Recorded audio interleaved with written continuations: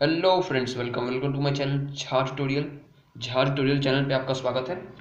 और आज हम लोग म्यूज़िक में अपना राग का दूसरा वीडियो करने जा रहे हैं। इससे पहले वाले वीडियो में हम लोगों ने देखा था कोमल स्वर क्या होता है, तीव्र स्वर क्या होता है और कौन सा स्वर चेंज नहीं होता है वगैरह वगैरह। तो उस सब का काम आज इस सब चीज़ में होने वाला है। दरअसल ये राग मालकोश, राग केदार, आगे राग भीमपलासी वगैरह वगैरह जो सब है मैं आपको उस वीडियो में भी बता सकता था, लेकिन मैं स्वर लिपि उस वीडियो में नहीं बता पाता क्योंकि बहुत ज़्यादा लंबा हो जाता। तो मैं आपको आज कंप्लीटली ये बताता हूँ। और फिर एग्जाम में क्वेश्चन आता है, दो नाम से क्वेश्चन आता है, एक बोलता है स्वर लिपि लिखिए या फिर छोटा ख्याल नाम से भी क्वेश्चन आ जाता है। तब भी आपको वही चीज़ लिखना है जो मैं आपको भी सिखाने वाला हूँ। और ये जो मैं आपको चार्ट दे रहा हूँ बना के, इसे तो आपको एकदम ध्यान में रखना है, क्योंकि अगर आपको राग के बारे में लिखने के लिए बोलेगा ना, जैसे राग मालकोस के बारे में लिखने बोलेगा तो उसको लिख दीजिएगा इसका थाट ये होता है, इसमें वादी स्वर ये है, संवादी स्वर ये है, इसका जाति ये है, गायन समय ये है, कोमल स्वर ये है, वर्जित ये है। इसी में 7 लाइन भर जाएगा। और 2-3 लाइन एक्स्ट्रा मैं आपको बताऊंगा आगे राग के क्लासिफिकेशन में, तो वो 2-3 लाइन आप वहां से लिखिएगा। लेकिन अभी जो मैं आपको बताने वाला हूं, जो कि आपको स्वर लिपि लिखने में मदद करेगा, वही सब चीज आपके 2 क्वेश्चन में काम आएगा।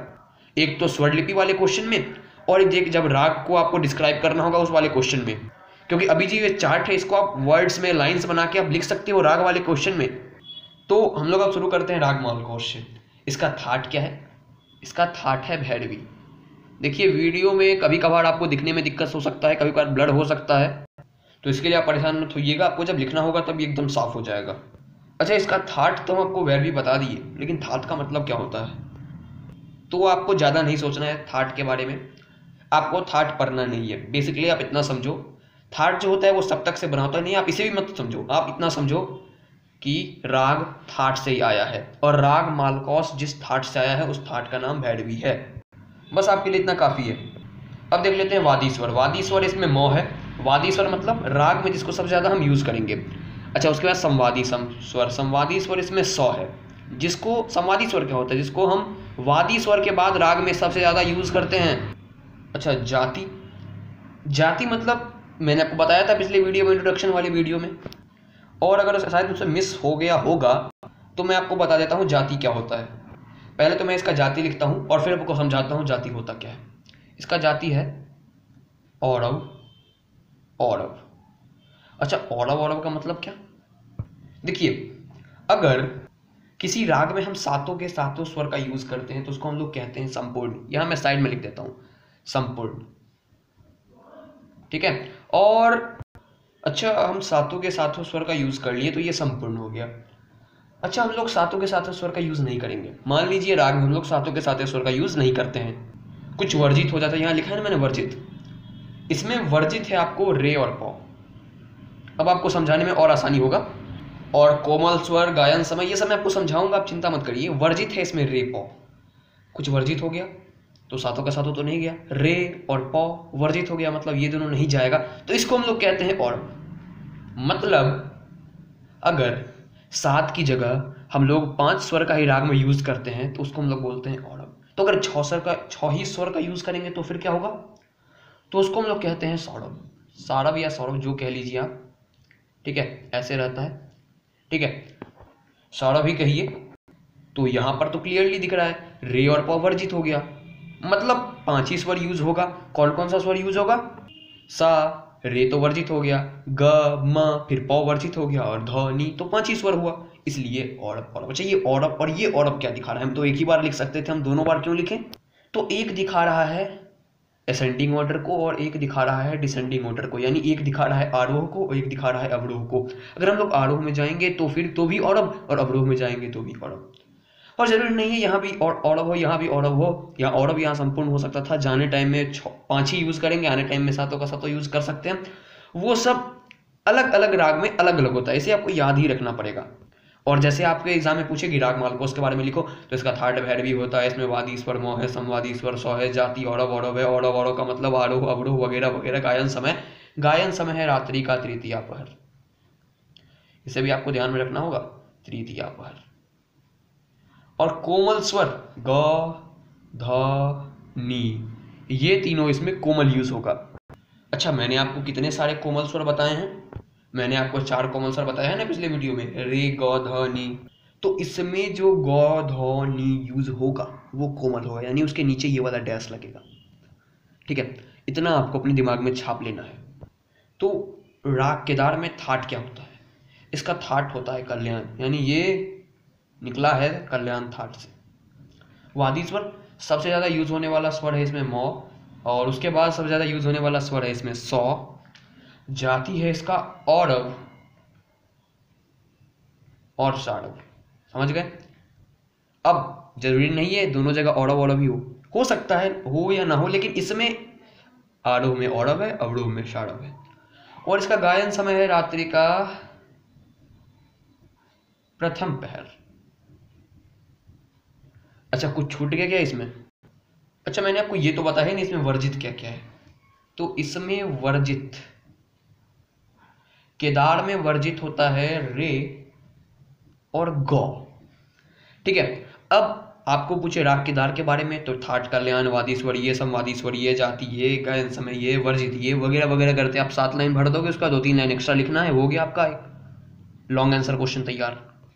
और इसमें सुंदरता बढ़ाने के लिए कभी कभार कोमल स्वर के रूप में नी का यूज कर लिया जाता है। कभी कभार, वैसे ये कुछ खास नहीं है, लेकिन कभी कभार फिर भी लिख ही देते हैं कोमल स्वर इसमें नी, लेकिन ये कभी कभार, मैं ब्रैकेट में लिख देता हूँ, अब एग्जाम में मत लिख दीजिएगा ऐसे कभी कभार, कभी कभार। ठीक है, ये हो गया राग केदार के बारे में। आपको स्क्रीनशॉट लेना है, आप लेते चलो। मैं एक बार और स्क्रीनशॉट लेने का आपको मौका दे देता हूँ इसका और इसका। चलिए अब चलते हैं अगले राग पे। तो राग भीमपलासी। राग ये क्या है? राग तो भीमपलासी ही होगा। अच्छा, थाट, इसका थाट है काफी। और वादी स्वर मौ, संवादी स्वर सौ, मतलब सबसे ज्यादा यूज होगा वाद मौ, और सब उस मौ के बाद सबसे ज्यादा यूज होगा सौ। गायन समय दिन का तृतीया पहर, दिन का तृतीया पहर। जाति क्या? जाति है इसका औरव संपूर्ण। औरव संपूर्ण मतलब असेंडिंग ऑर्डर में औरव, डिसेंडिंग ऑर्डर में संपूर्ण। मतलब असेंडिंग ऑर्डर में हम 2 छोड़ देंगे, कौन कौन सा छोड़ देंगे हम लोग? रे और धौ छोड़ देंगे। असेंडिंग ऑर्डर में रे और धौ छोड़ देंगे, यानी आरोह में रे और धौ छोड़ देंगे, लेकिन अवरोह में हम लोग पूरा का पूरा लिखेंगे। यहाँ मैं लिख देता हूँ आरोह, आरोह, ताकि आपको याद रहे कि भैया असेंडिंग ऑर्डर में ही छोड़ना है। कोमल स्वर यहाँ पे गौ और नी होता है। गौ और नी पे नीचे में डैश लगेगा। आपको पता है कोमल स्वर के बारे में, मैंने पिछले वीडियो में बताया, इंट्रोडक्शन वीडियो में, इसलिए मैंने उसे छोटा रखा ताकि सब देख लो। और बेसिकली वीडियो छोटा करने का मेरा मकसद ये नहीं है कि सब देख लो। दरअसल मेरे साथ भी प्रॉब्लम रहता है कि मैं उतना बड़ा बड़ा वीडियो अपलोड ही नहीं कर पाता हूँ। थोड़ी बहुत नेट की प्रॉब्लम है, लेकिन वो जल्दी सॉर्ट आउट हो जाएगी, तो फिर हम लोग बड़ा बड़ा वीडियो अपलोड किया करेंगे। ठीक है, अब हम लोग देख लेते हैं राग भैरव के बारे में। इसका थाट भैरवी है। कंफ्यूज मत होना, ये राग भी भैरवी है और इसका थाट भी भैरवी है। वादी स्वर इसमें होता है धौ, और वादी के बाद सबसे ज्यादा यूज होने वाला संवादी इसमें रे, और इसमें जाति है आपको संपूर्ण और संपूर्ण।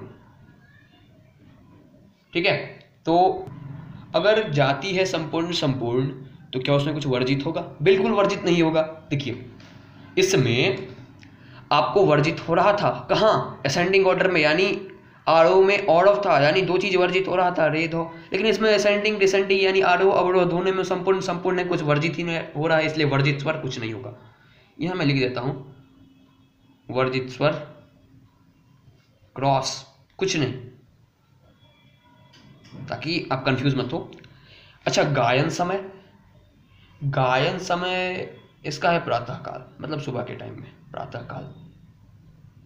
प्रकृति गंभीर, वैसे ये लिखने का जरूरत नहीं है आपको, इसे आप हटा ही दो, क्योंकि सब में आप नहीं लिख रहे हो, इसमें लिख रहे हो तो फिर दिक्कत हो जाएगा। और ये पूछता भी नहीं है प्रकृति के बारे में, कोई काम भी नहीं है। हाँ, लेकिन कोमल स्वर क्या होगा? रे और धौ। राग की सुंदरता भी बढ़ानी है, इसलिए कोमल स्वर का भी यूज करना होगा। आप स्क्रीनशॉट ले लो इसका भी और इसका भी। चलिए अब देख लेते हैं नेक्स्ट राग। तो राग बिहाग। राग तो बिहाग ही है, कोई फर्क नहीं। थाट, इसका थाट है बिलावल, लौ है ये बिलावल। वादी स्वर, वादी स्वर है इसमें गौ, और संवादी है नी। जाति है औरव संपूर्ण, औरव संपूर्ण, ठीक है। और गायन समय इसका है रात्रि का द्वितीय पहर, रात्रि का द्वितीय पहर। और वर्जित स्वर, कुछ ना कुछ वर्जित तो होगा, क्योंकि असेंडिंग ऑर्डर में यानी आरोह में क्या है, औरव यानी दो स्वर वर्जित तो होगा, तो वर्जित है रे और धौ। लिख देते हैं आरोह में, आरोह में विशेष स्वर फर्क नहीं पड़ता, आप मत लिखो, ठीक है।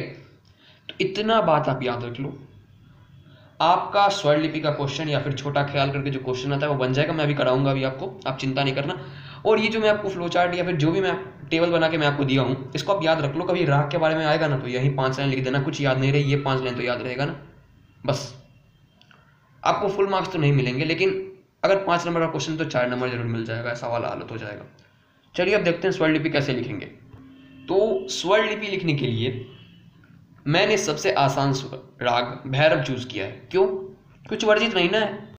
भैरव मैंने आपको क्या बताया था कि जाति है संपूर्ण, संपूर्ण कुछ भी वर्जित नहीं, और कोमल है रे और धौ। मैंने रे और धौ पे कोमल बना दिया। देखिए बेसिकली आरोह अवरोह आपको ऐसे, जब आप स्वर लिपि लिखेंगे आपको जरूरत नहीं है ये सब लिखने का, लेकिन आप आरोह और अवरोह लिख लो।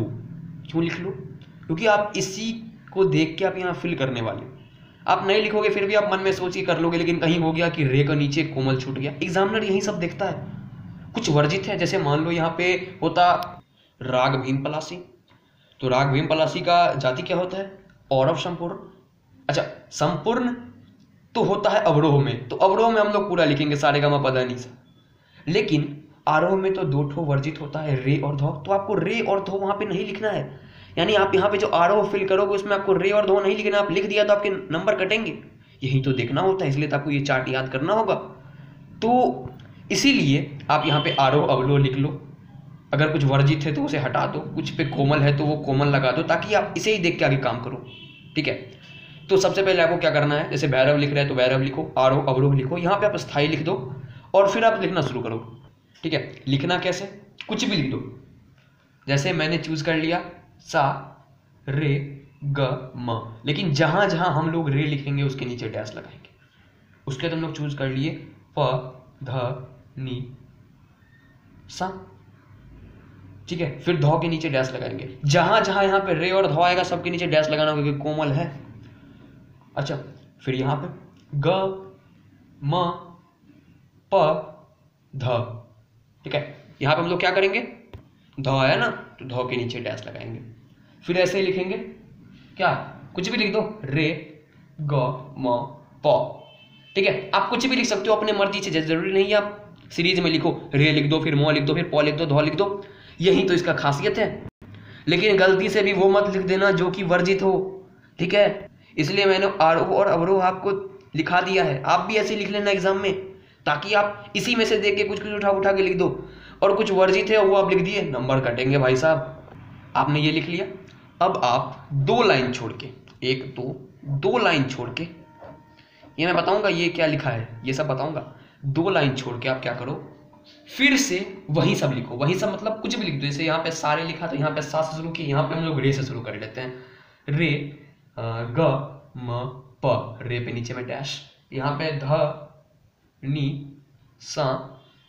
मैंने जगह थोड़ा कम बनाया, लेकिन आप सफिशिएंट जगह रहता है बोर्ड के पेपर में, तो आप ऐसे ही जगह बना देना। यहाँ पे फिर धौ पे कोमल, फिर यहाँ पे लिख देते हैं रे ग और म प। किसी पे आएगा क्या कोमल? हाँ, रे पे आएगा कोमल। अच्छा, प ध नी सा, कुछ भी लिख दो फर्क नहीं पड़ता, ध पे आएगा कोमल। स्थाई लिख दिया। अब यहां पे आपको अंतरा लिखना है, अंतरा, ठीक है। फिर 4 लाइन खींचना है, ठीक है। और फिर कि 3 ही लाइन खींचना है और 4 पार्ट में ये डिवाइड हो जाए, और आपको यही सब चीज लिख देना है, ठीक है। और यहां भी आपको ये कर देना है सम 2 0 3। ये जब भी कभी स्वर लिपि लिखो ना यही चीज लिख दो, इसको सम बोलते हैं। आप क्रॉस याद रख लेना, म्यूजिक में इसको सम बोलते हैं। सम 2 0 3, सम 2 0 3, जब भी मिले ना छाप देना यही। और आप ऐसा भी कर सकते थे, यहाँ पे आप अंतरा लिखते, यहाँ पे साइड लिख देते और यही लाइन जोड़ते हुए चल जाते। और तब आपको ये सम 203 नहीं लिखना होता, लेकिन आप लाइन को बीच से हटा दिए हो तो फिर आपको सम 203 लिखना होगा और फिर आपको रिपीट करना है यही सब चीज़।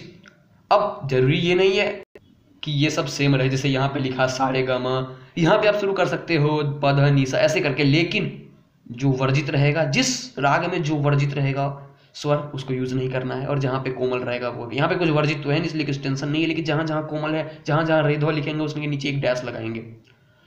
यहाँ भी आप पहले लाइन में ये लिख देना, 2 लाइन छोड़ना फिर ये लिखना।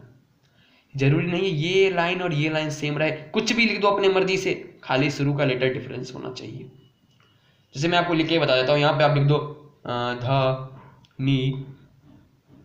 ध नी सा म, ध के नीचे डैश, ऐसे यहाँ पे कुछ लिखो, यहाँ पे कुछ लिखो, यहाँ पे कुछ लिखो, फिर यहाँ कुछ लिखो, यहाँ कुछ लिखो, यहाँ कुछ लिखो, यहाँ कुछ लिखो, और सम 203 लिखना है। और भैरव पहले रिधना राग का नाम, फिर आरोह अवरोह लिखना, स्थाई लिख के इतना लिखना, अंतरा लिख के इतना लिखना। अब जो एक बहुत बड़ी बात है जो बच्चे अक्सर गलती करते हैं, यहाँ पे इस लाइन में और यहाँ पे इस लाइन में, यहाँ पे इस लाइन में, यानी एक नीचे इस लाइन में और यहाँ पे इस लाइन में आपको लिखना होता है भजन या फिर भगवान का गाना। तो इसमें आप अक्सर कंफ्यूज होगे, बुक्स में देखोगे भाई हर राग में अलग अलग गाना है, सबको याद करना पड़ेगा। नहीं, एक गाना याद करो। और एक बात याद रखना, इस लाइन वाला गाना, इस लाइन वाला गाना, इस लाइन वाला गाना, इस लाइन वाला कभी सेम नहीं होगा। मैं आपको एक लिख के दे रहा हूँ गाना की पंक्ति, बहुत आसान है याद करना, और वहीं आप इसमें छाप देना। मैं छाप के बताऊंगा कैसे छापना है। तो सबसे पहले तो मैं पेज चेंज करके वो गाना लिखता हूँ, तो मैंने दूसरे कॉपी में ही लिख लिया और मैं आपको यहाँ बता देता हूँ, फिर आपको समझाने में आसानी होगा। स्थाई में आपको लिखना है जागो जागो मोहन प्यारे, नम मंडल पर सोए तारे। स्थाई में एक लाइन में ये, दूसरी लाइन में ये, पहली लाइन में ये, दूसरी लाइन में ये। अंतरा में भोर भयो पक्षी गण बोलत ग्वाल बाल सब आए द्वारे, यहाँ पे भोर भयो पक्षी गण बोलत ग्वाल बाल सब आए द्वारे। और आपको इस पूरे को इतने में हटाना है, ठीक है। आपको फिर इस पूरे को इतने में हटाना है, इस पूरे को इतने में हटाना है, तो ऐसे हटाना है। कैसे हटाएंगे वो भी बताएंगे आपको। और एक बात आप याद रखना, 4 4 लिखना है यहाँ पे, आप 3 लिख के छोड़ मत देना। यहाँ भी 4 लिखना है, यहाँ भी 4 लिखना है, यहाँ भी 4 लिखना है, छोड़ मत देना।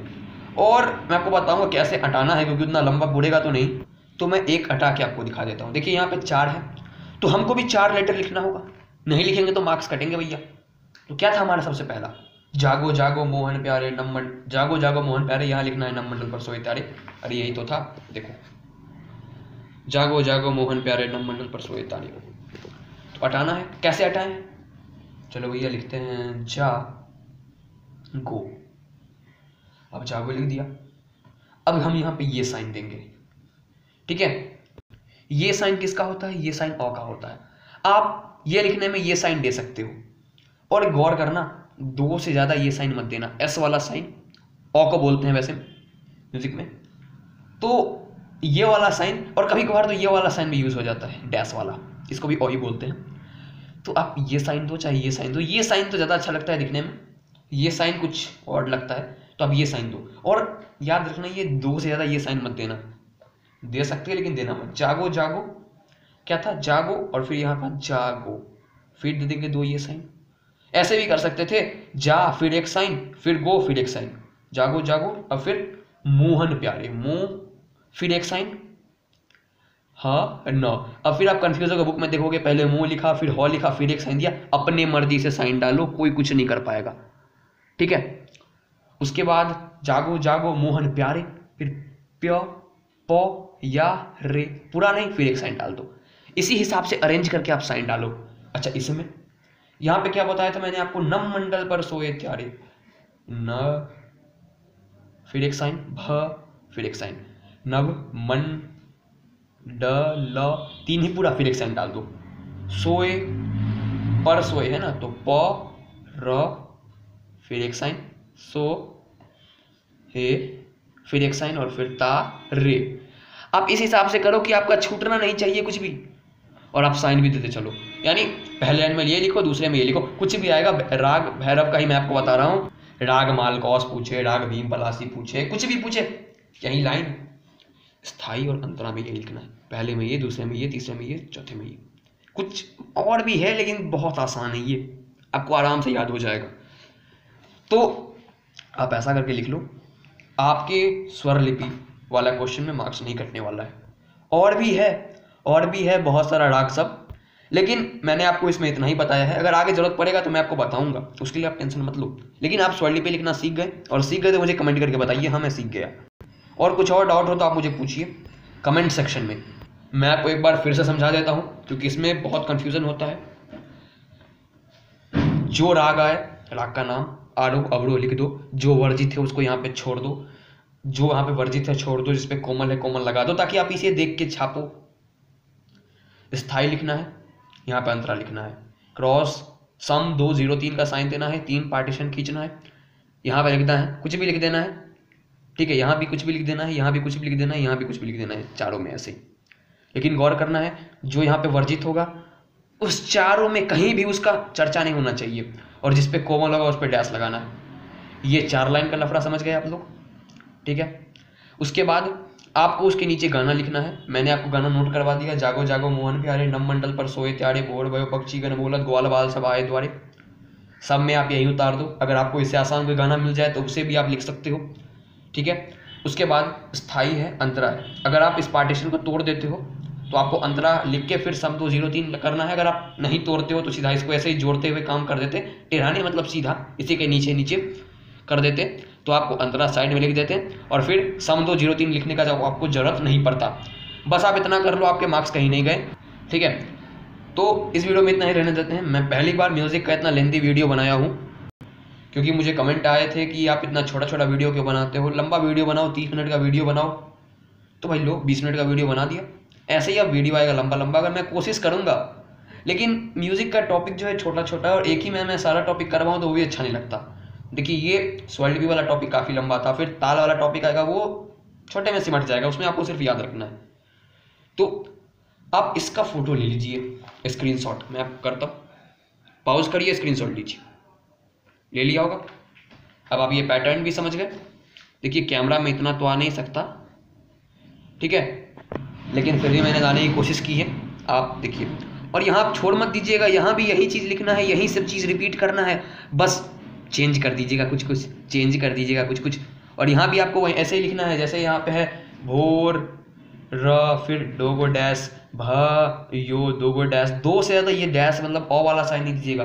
पक्षी गण बोलत, फिर 1 बच गया तो 1 में डैश, ऐसे करके यहाँ भर दीजिएगा। मैंने छोड़ दिया, फिर यहाँ भी ऐसे ही भर दीजिएगा। कौन सा भरना है, यहाँ पे ग्वाल बाल सब आए द्वारे भर दीजिएगा, मैं छोड़ दिया हूँ, ठीक है। और ऐसे ही अगर कुछ वर्जित होगा तो आप यहाँ ही वर्जित लिख दो, और इस सब में वर्जित यूज ही नहीं करो। कुछ कोमल है तो उसे भी यहाँ पे कोमल शो कर दो, और इस सब में कोमल का यूज करो, ठीक है। वर्जित है तो अब वर्जित का यूज मत करो। यही है सिंपल सा। अगले वीडियो में बताऊंगा मैं आपको ताल के बारे में, या फिर संगीतकार सबके जीवनी के बारे में, जो ठीक लगे। तब तक के लिए बने रहिए हमारे चैनल के साथ। जय हिंद, जय भारत।